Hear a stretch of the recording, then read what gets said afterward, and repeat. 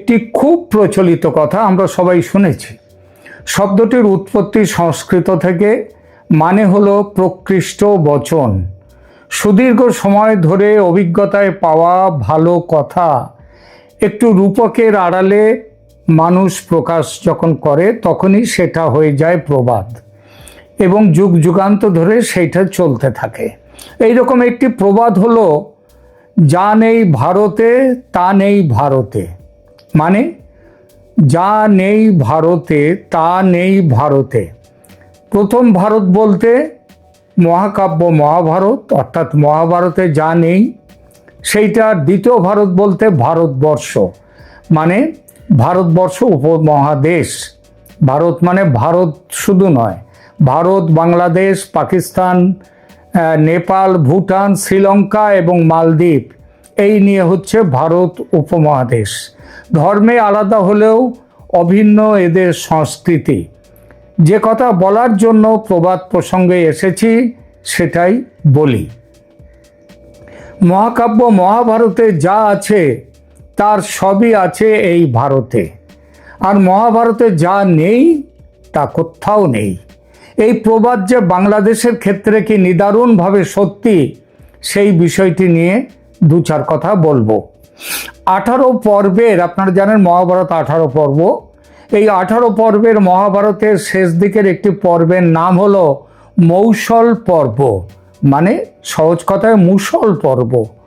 মুসল মানে মুগুর। কুরুক্ষেত্র যুদ্ধ সমাপ্ত, তারপর কৌরব মাতা গান্ধারীর অভিশাপে যদু বংশের মানে শ্রীকৃষ্ণের বংশের ধ্বংস হয়। মৌসল পর্ব হলো সেই ধ্বংসের কাহিনী। কাদের হাতে ধ্বংস হয় যদু বংশ?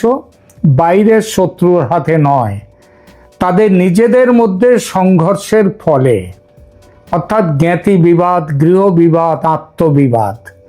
ভগবান শ্রীকৃষ্ণের বংশজ হওয়া সত্ত্বেও কেউ বাঁচেনি। গৃহ বিবাদ এমনই ভয়ঙ্কর। মহাভারতের এই মৌসল পর্ব থেকেই উঠে এসেছে বাংলা বাগধারা। মুসল পর্ব শুরু হয়েছে, অর্থাৎ নিজেদের মধ্যে সংঘর্ষের ফলে ধ্বংস শুরু হয়েছে। এবার আসি বাংলাদেশ প্রসঙ্গে এই কাহিনী কেন টেনে আনলাম। গৃহ বিবাদের ইতিহাস বাংলাদেশের জন্মের পর থেকেই, তার সবিস্তার ব্যাখ্যা এখানে নিষ্প্রয়োজন। ইতিহাসের পেছনের পাতা ওল্টালে দেখতে পাবেন। তবু 2024-এর জুলাই আগস্ট থেকে যে গৃহ বিবাদ, যে ভ্রাতৃঘাতী সংঘর্ষ শুরু হয়েছে বাংলাদেশে, তার তুলনা মেলে না। তবে সান্ত্বনার কথা, বাংলাদেশের সেই মুসল পর্ব মনে হচ্ছে শেষ হয়ে এসছে। মহাভারতে মৌসল পর্বের পর এসেছিল মহাপ্রস্থান ও স্বর্গ আরোহণ পর্ব। স্বর্গ কি? স্বর্গ অর্থাৎ শান্তি ও সুখের দিন। সেই দিনের ইঙ্গিত যেন দেখতে পাচ্ছি বাংলাদেশে। কেন বলছি এই কথা, সেই ব্যাখ্যায় আসব। বর্তমানে সারা বিশ্বের চোখ ইরান যুদ্ধের দিকে। টিভি চ্যানেলগুলো দিনরাত সেই খবর দেখাচ্ছে। কিন্তু এমন একটি খবর আছে যা বাংলাদেশের জন্য, ভারতের জন্য এবং দক্ষিণ এশিয়ার ভূ রাজনীতির জন্য ইরান যুদ্ধের চেয়ে কোনো অংশে কম নয়। বাংলাদেশ থেকে আসা 9টি সিদ্ধান্ত বিশ্ব রাজনীতিতে আলোড়ন সৃষ্টি করেছে। বাংলাদেশের নতুন প্রধানমন্ত্রী তারেক রহমান এমন কিছু পদক্ষেপ নিয়েছেন যা অনেকের ঘুম কেড়ে নিয়েছে এবং বাংলাদেশ ও ভারতের মানুষের মন জয় করে নিয়েছে। বাংলাদেশের সঙ্গে ভারতের মানুষের মনও। আজকের ভিডিওতে আমরা বিশ্লেষণ করব কিভাবে বাংলাদেশের এই পরিবর্তন দুই দেশের জন্য একটি বিশাল সুসংবাদ এবং পাকিস্তানের জন্য এক বড় ধাক্কা হয়ে এলো। গত 25শে মার্চ ছিল বাংলাদেশের ইতিহাসের এক কলঙ্কময় দিন, গণহত্যা দিবস। এই দিনটিতে প্রধানমন্ত্রী তারেক রহমান এক সাহসী পদক্ষেপ নিয়েছেন।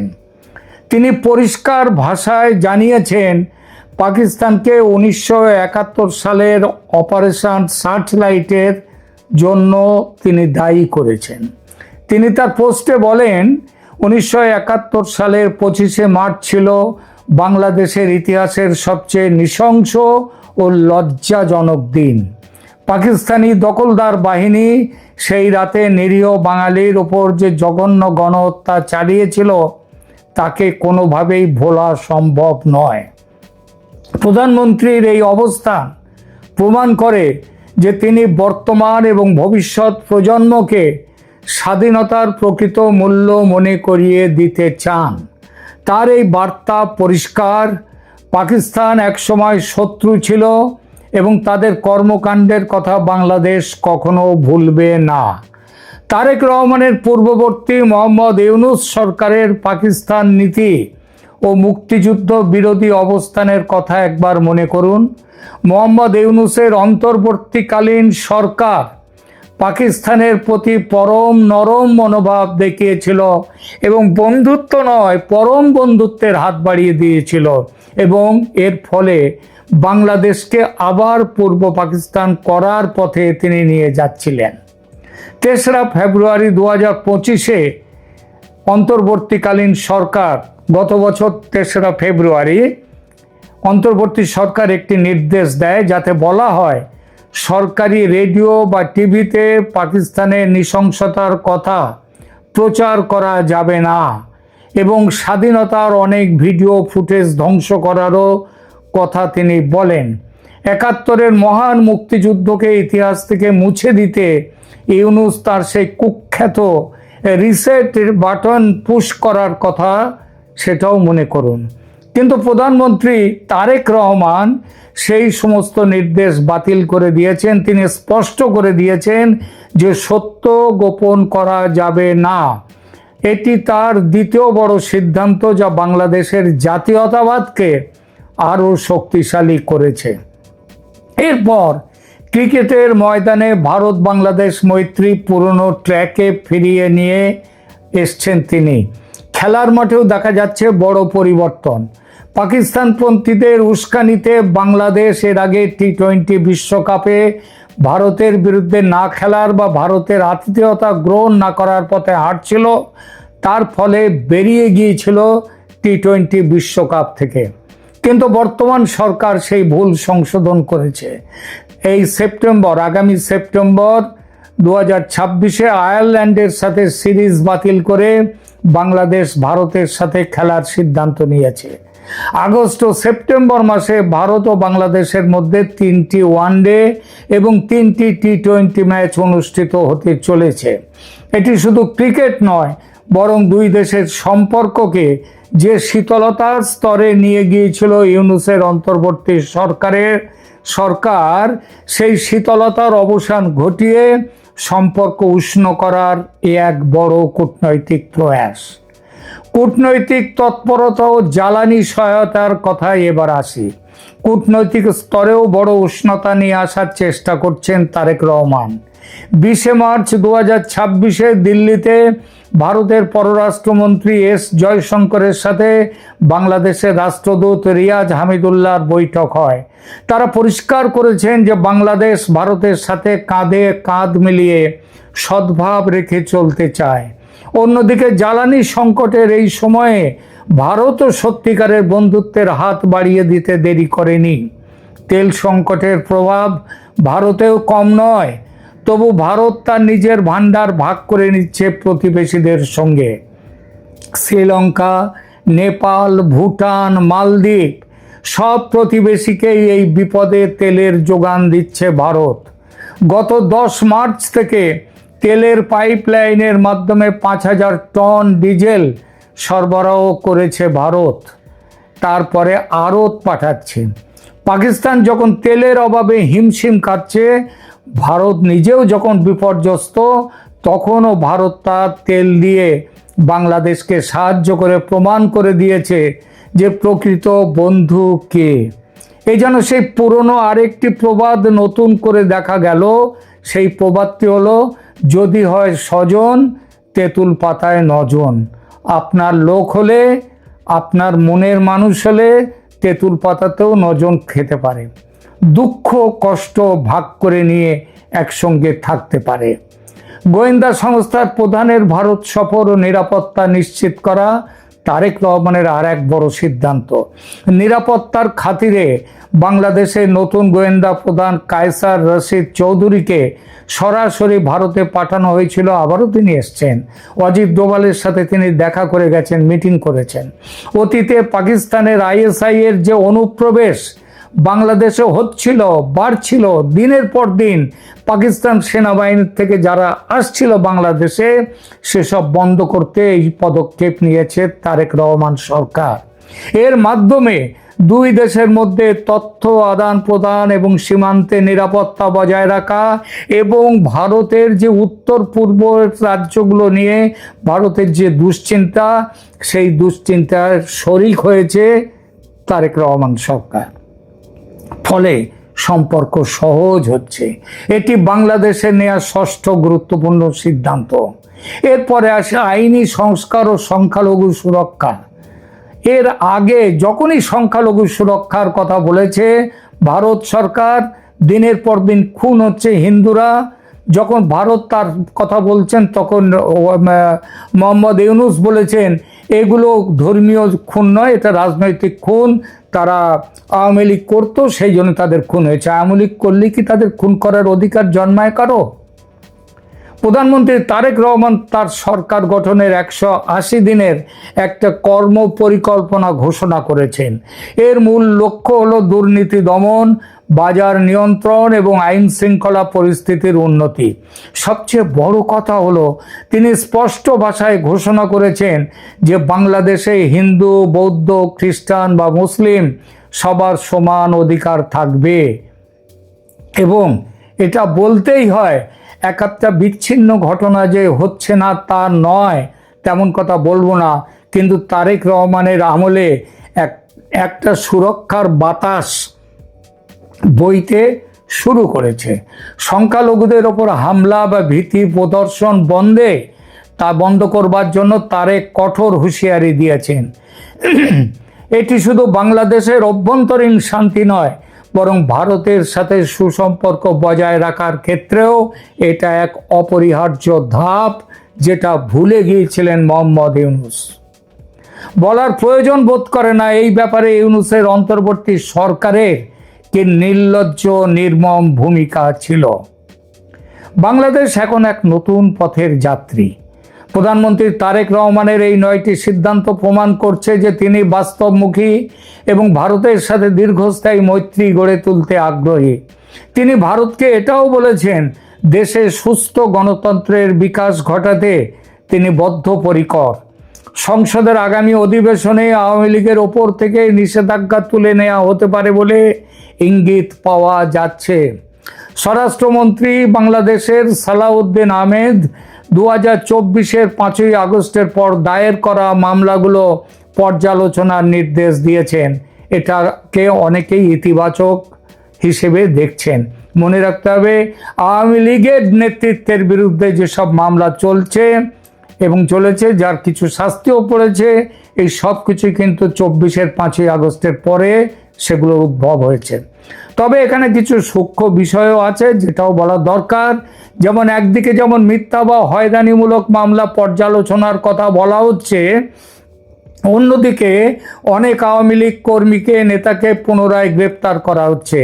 এটি নির্দেশ করে যে সরকার মূলত সাধারণ সমর্থকদের প্রতি কিছুটা নমনীয়তা দেখাচ্ছে ঠিকই, সেটা জনমত নিজেদের পক্ষে নেয়ার জন্যে, কিন্তু সক্রিয় রাজনৈতিক কর্মীদের দমনের নীতি এখনো পুরোপুরি ত্যাগ করেনি এই সরকার।